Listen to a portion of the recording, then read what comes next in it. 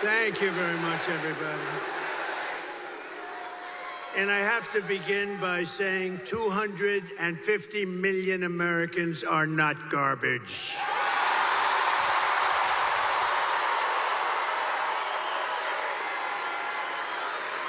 This week, Kamala has been comparing her political opponents to the most evil mass murderers in history. And now, speaking on a call for her campaign last night, crooked Joe Biden finally said what he and Kamala really think of our supporters. He called them garbage. No way. No way. And they actually mean it, even though, without question, my supporters are far higher quality than Crooked Joe or Lion Kamala. Higher quality. Higher quality. My response to Joe and Kamala is very simple. You can't lead America if you don't love Americans. That's true. You can't be president if you hate the American people, which I believe they do. And Kamala Harris is not fit to be president of the United States. In no way is she fit. She doesn't have the intellect, the stamina, or that special quality that real leaders, people like Brett Favre, have. They don't have it. They don't have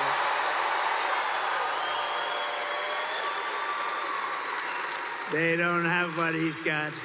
Few people do, to be honest with you. Joe Biden's comments were the direct result of Kamala's decision to portray everyone who isn't voting for her, which is a lot of people, as evil and subhuman. And we know it's really what they believe, because look at how they've treated you. They treat you like garbage. They treat our whole country like garbage, with open borders, with all of the horrible things they've done to hurt our country, inflation that should have never happened, allowing Russia to go into Ukraine, October 7th in Israel. All of these things would have never happened if you had a different president.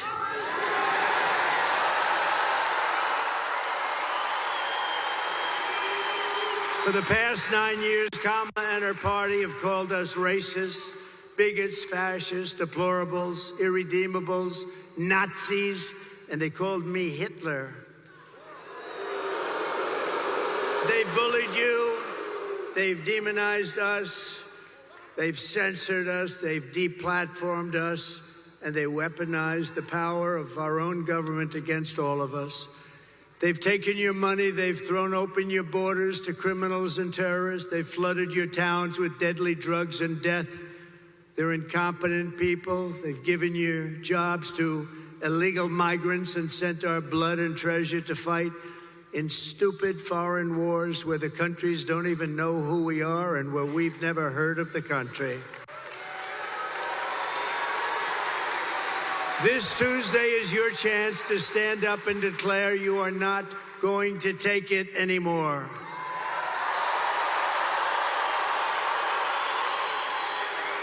Six days from now, we can turn the page forever on this failed and corrupt administration. It's a corrupt administration, you do know that. We can declare once and for all that we are done with their hatred.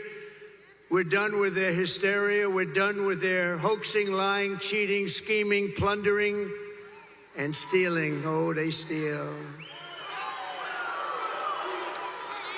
They steal. We're not going to let them divide and destroy America any longer. What we have built is the biggest, broadest, most incredible coalition and the greatest political movement in the history of our country.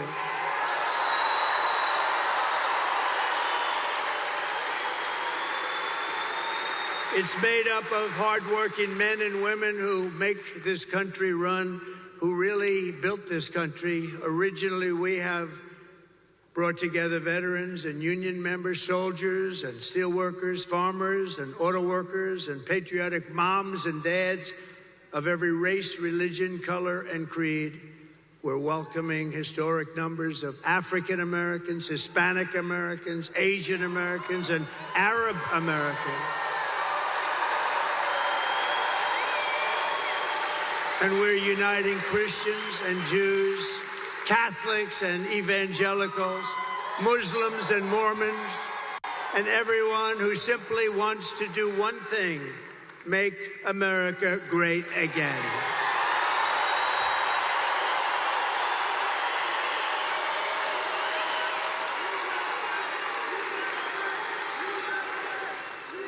Thank you. Our campaign has been endorsed by the 400,000 members of the Fraternal Order of Police and every single police group all around our country.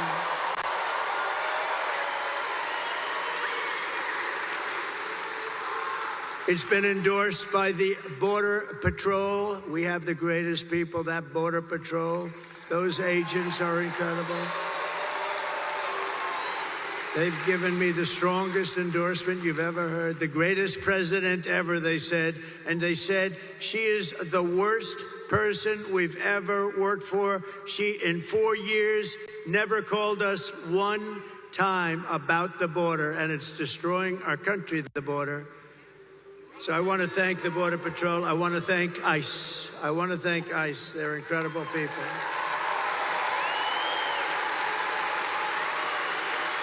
We've been supported by the rank and file membership of the Teamsters, 62%, think of that.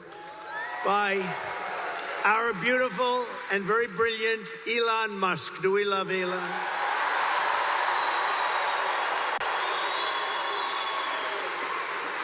All I know is when that rocket ship came down last week, I said, oh, this is going to be terrible. It's going to crash. Look, oh, it's going to crash. It was coming down this way.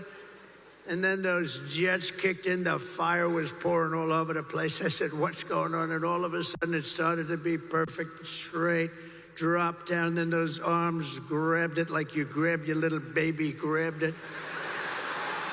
And I said, who the hell pulled off that? I thought it was a science fiction movie, actually. I called up Elon. I said, Elon, was that you? He said, that was me. I said, that's why we love you, Elon. I said, can Russia do that? No, they can't.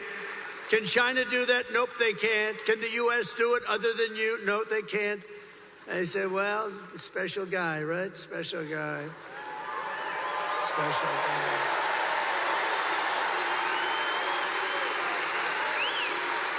And we're endorsed also by a very brilliant and wonderful man, and it took a lot of courage for him to do this. As you know, their family's slightly Democrat for the last long period of time. RFK Jr., Robert F. Kennedy.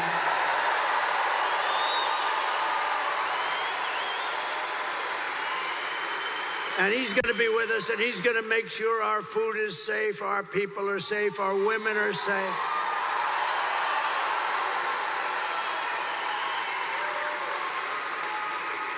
The only thing I don't think I'm going to have him get involved with too much is the liquid gold under our feet. I want to say, look, Bobby, we got a lot of liquid gold, and I like it better than he does, but I'm going to give him a lot. Just take care of everybody's health, and he'll do a great job of it. He's really a very special guy, special.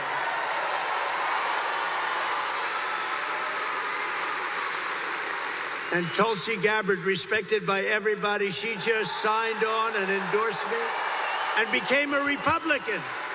She just became a Republican. And another one is Buzz Aldrin. Now, I didn't realize this. I had respect for him for many years. Great astronaut, great person, highly respected. And I said, you know, he'd be good, but what's the big deal with Buzz? They said, sir, he just endorsed you, and he's never done that before. Wow. I said, listen, I want to mention his name. And I want to give a special thanks to a man that you may not have heard of, Brett Favre, because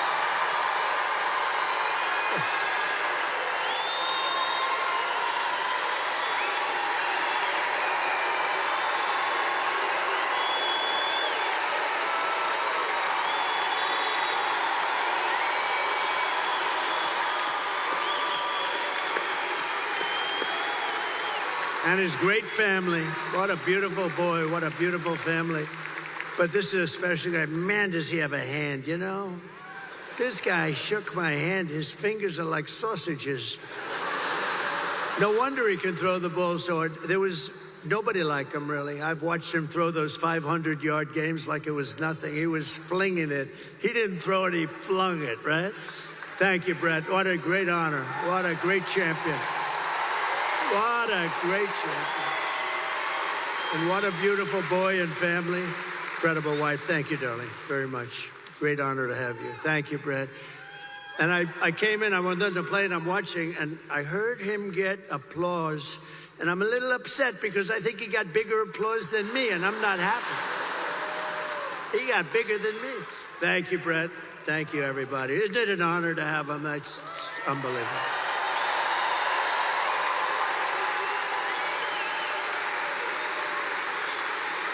Kamala and Joe call all of us, and them, even them, garbage.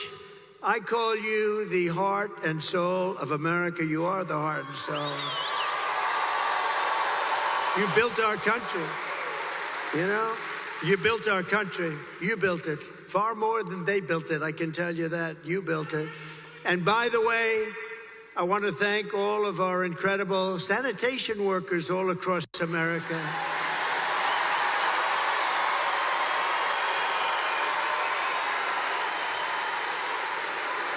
Because they work hard, they really do work hard. And they do an incredible job, and they don't get the credit they deserve, like our police, like our firefighters, like so many others. They don't get the credit, but everybody knows we love them, and everybody knows they deserve the credit, and they will get the credit. And with us, we appreciate them. With the help of everyone here today, on November 5th, we're going to bring back our country, and we're going to bring it to levels of greatness that nobody actually thought even possible. So we're going to do that. November 5th is going to be the most important day in the history of our country. I believe that because we are in a country right now that's in serious decline, and we're not going to let the country decline. We're in a failing country. We're in a country that's being laughed at all over the world by other leaders. They laugh at our leaders. We're not going to let that happen anymore. That didn't happen 4 years ago. So while we're running a campaign of solutions to save America, and America which they have virtually destroyed during their almost 4-year period of rule, Kamala Harris, a very low IQ individual, is running a campaign of hate, anger, and retribution. She spends all of her time complaining about everything, but does nothing about it. She talks about the border, but why didn't she do it 3.5 years ago? She talks about all these things. We're going to help the environment. Why didn't she do it? We had the best environment. By the way, we had the cleanest water and the cleanest air at any time in recorded history.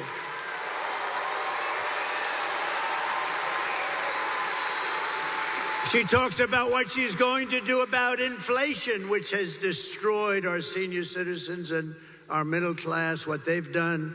You know, I had no inflation, and we had the best economy in history. That's a nice combination. But she did nothing about it, or what she's going to get.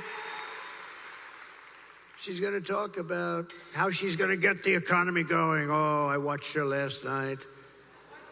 I watched her. Oh, I'm going to get. She didn't say anything. She said, I'm going to get the economy, but she didn't say how. I said how. I said, we're going to bring companies in. We're going to protect those companies. They're going to take advantage of all of the things that we're doing. They're going to hire people at numbers that you wouldn't even believe. We're going to have hundreds and hundreds and even thousands of companies coming in to our country. And I will use a thing called the most beautiful word to me ever. Not quite. Well, let me say this. How about third? Let's put religion number 1 and love number 2.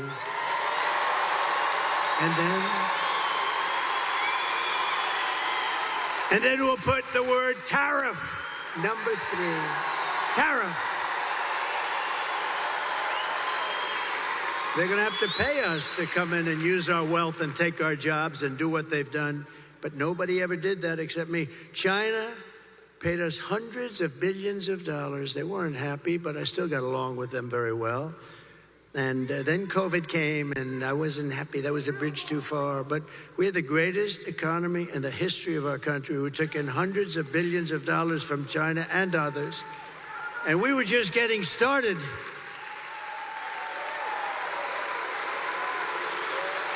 But remember this, Kamala and Crooked Joe head up the worst administration in the history of our country by far. He's the worst president in the history of the USA, and she is by far the worst vice president in the history of the USA. Remember, 5 months ago, they said you couldn't even think about using her. She's grossly incompetent, right?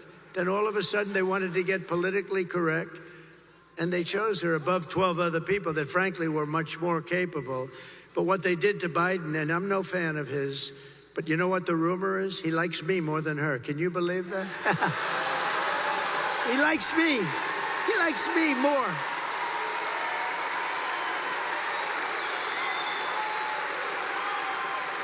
But their administration makes Jimmy Carter's administration look absolutely brilliant.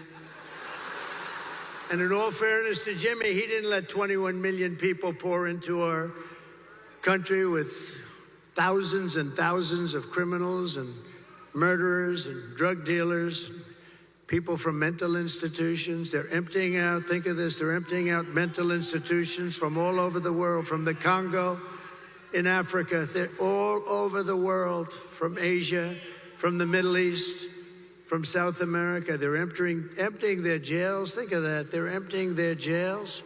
They're emptying their mental institutions and insane asylums into the United States of America, and these two stupid people allow it to happen. 13,000 plus murderers, many of them committed more than one murder, and they're walking around in our country free and clear to kill again, and they will. They'll kill many times.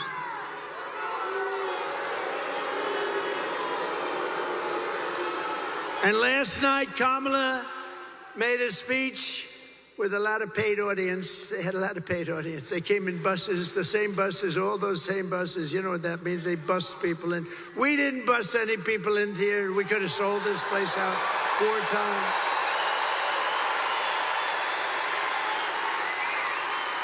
No, they come in, they bus them from someplace, they pay them or something. They bus them in with every bus, beautiful bus company, I will say. They did a nice job. Bus after bus. And then they leave. They leave before she finishes. But listen, the worst was 4 nights ago. They got Beyonce. Beyonce. They got Beyonce. They said, ladies and gentlemen, they said Beyonce is coming to sing, and she came, but she didn't sing. And then Kamala came on as Beyonce was leaving without singing even one song, and they booed the hell out of both of them.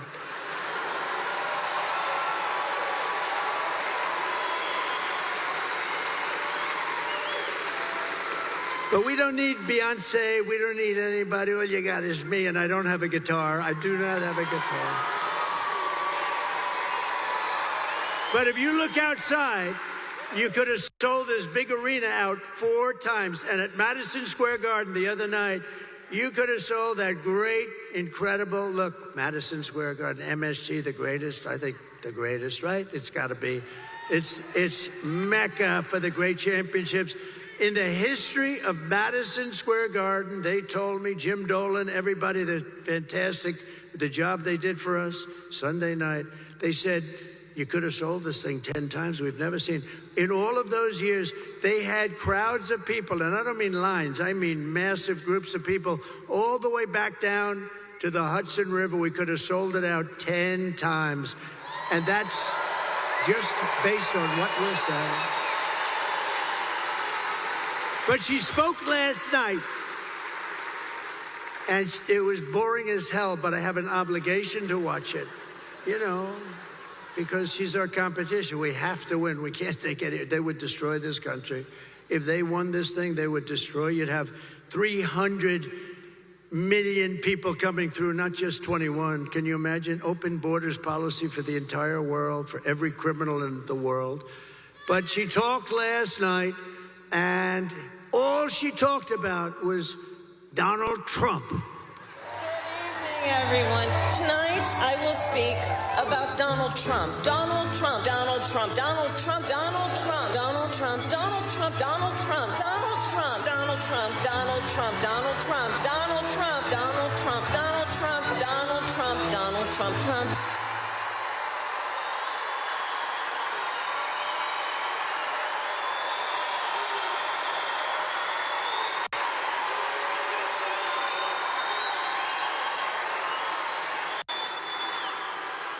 That's all she talked about because she and Joe have absolutely no achievements. They only have failure and gloom and death. And death. Look at the death they've caused in Afghanistan. Look at that. Look at the death they've caused at our border. And you'll see that. You'll see that what they've done, they've been so bad. We have to get them the hell out fast. She suffers from a very serious disease known as Trump derangement syndrome.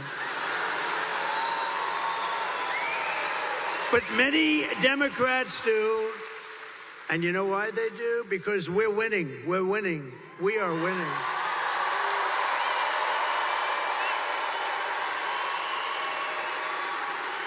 So this Tuesday, you have to stand up and you have to tell Kamala that you've had enough. You can't take it anymore. You're the worst vice president. You're the worst border czar. There's never been anybody bad like you. Kamala, you're fired. Get the hell out of here. Get out of here.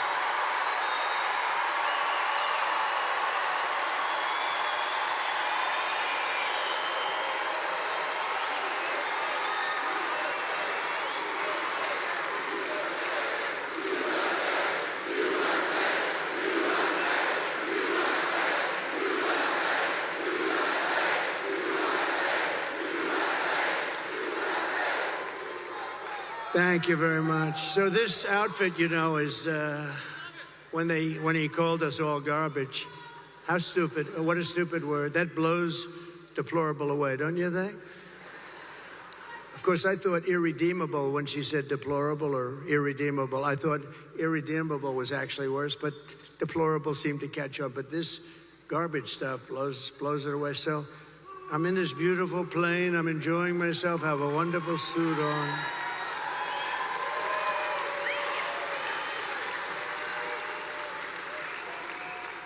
And one of my people came in and said, "Sir, you know, the word garbage is the hottest thing right now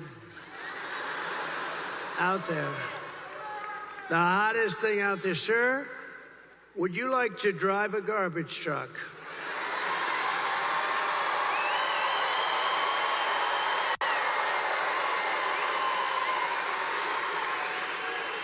Now, we're about, 30 minutes from landing. We had to do this pretty quick. I said, sort of cool, though, isn't it? Because, and I said, I think that's okay, but, I don't feel comfortable wearing a suit. And they pulled up this garbage truck. I don't know how the hell they did it so fast. I have very capable people. They put a big sign on the truck. Did you see it? I think they showed it to me. Yeah.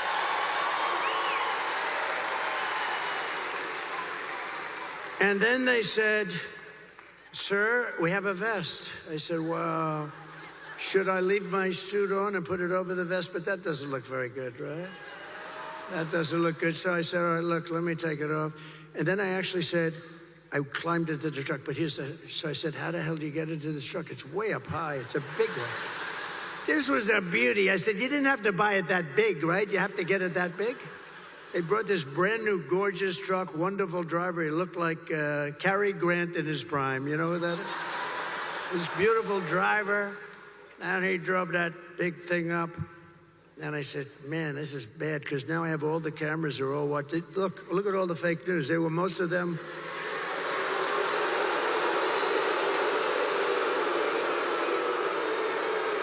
No, most of them.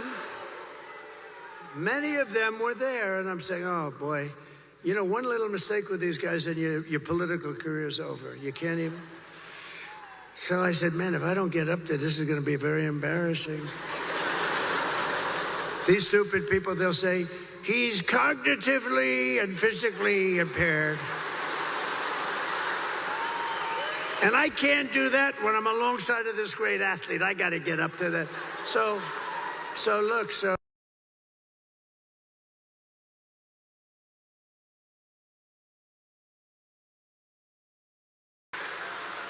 I had the adrenaline going, and I made it.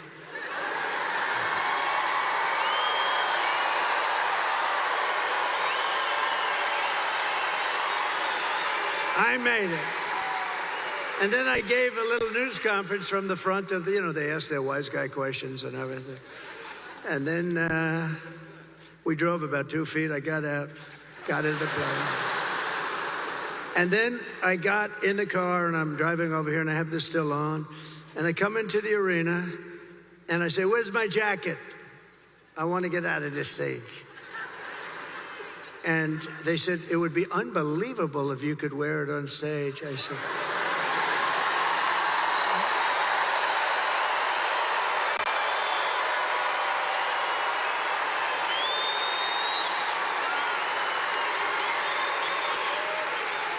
and I said, "No way."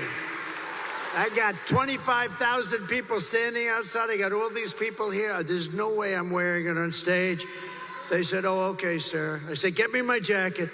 But if you did, it actually makes you look thinner. I said, "Ooh." And they got me. I said, "I want to wear it on stage." When they said I look thinner, I said, "In that case, I'll wear it on stage."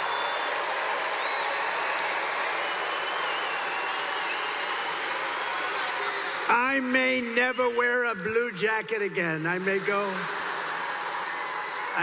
in this. I said that was the word, that was the key. Sir, you look thinner. So anyway, we had a little fun about a very serious subject. We had a little fun about a time where our country is not having a lot of fun because we're not doing well as a country, but we're going to be doing well very shortly. I promise you that.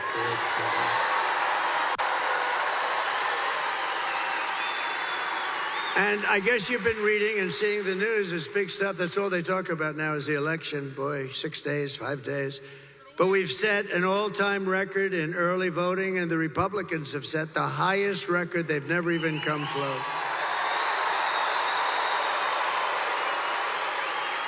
And for you that want to know, tomorrow is the last day for you right here. We've been doing great. This is a great state. This is always been good. Remember this. When you're getting ready to pull that lever, I gave you a boat contract just before I left. And this contract, you know where, right? I gave you, correct.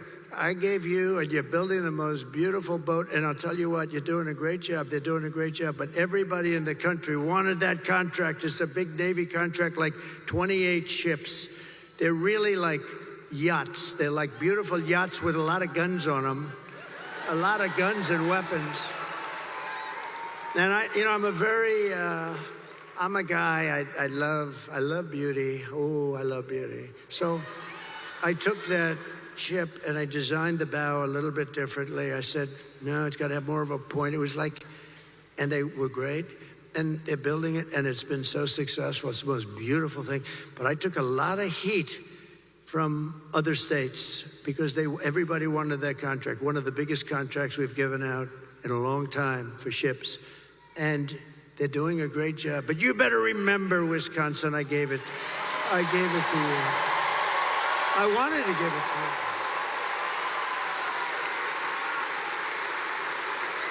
you. No, I'm a very visual person. I'm very visual. I don't know if that's good or bad, but it's can't help that. And I sort of wanted to redesign it a little bit, and we did, and they were great. They said, well, that's good. And then they looked, they said, you're right, this does look better. It's gorgeous, it's really good. So tomorrow is the last day to request a mail-in ballot, and you still have a few more days to do early in-person voting, but the main thing is to get everyone out and vote, vote, vote. We're gonna vote, vote, vote.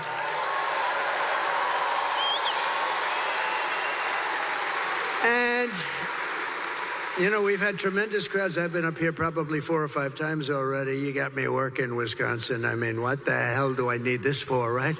Do I need this? If it wasn't for bread, I would not have done this, okay? No, but look. I've been up here 4 or 5 times. We had one area, small area, beautiful area actually, but small, and they wouldn't give us enough Secret Service.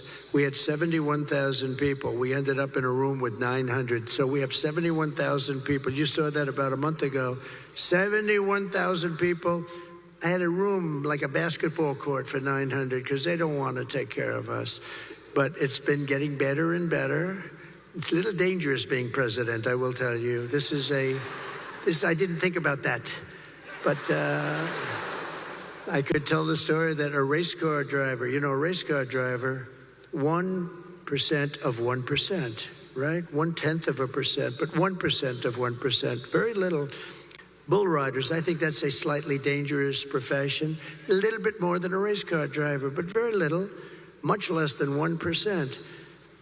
A president, I don't want to tell you the percentage, but this is a very dangerous profession. And if I had to do it again, I would have done it every single time because we're going to make America great again.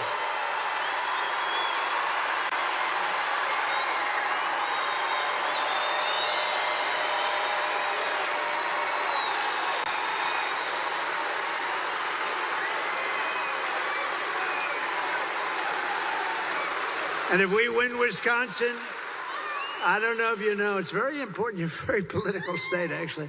But if we win Wisconsin, we win the whole thing. We're going to win the whole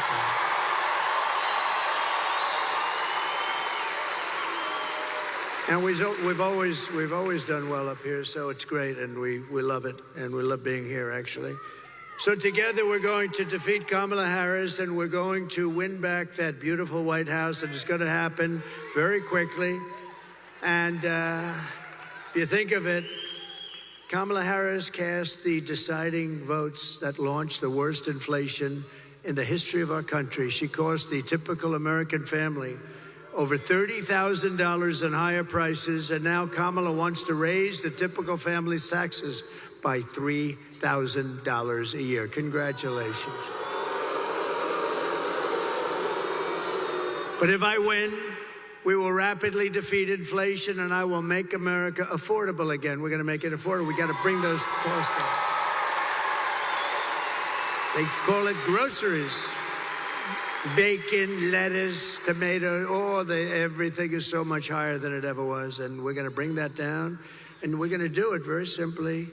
We're going to drill, baby, drill. We're going to bring the energy down, and everything's going to come down. I will massively cut taxes for workers and small businesses all over the country, and we're going to have something that really has turned out to be quite good. You know, in Nevada, we're winning. In Arizona, we're winning by a lot. We just got I won't tell you which ones, but in certain states, they've already pulled their advertising because they don't want to waste it. They were so far ahead. We're so far ahead.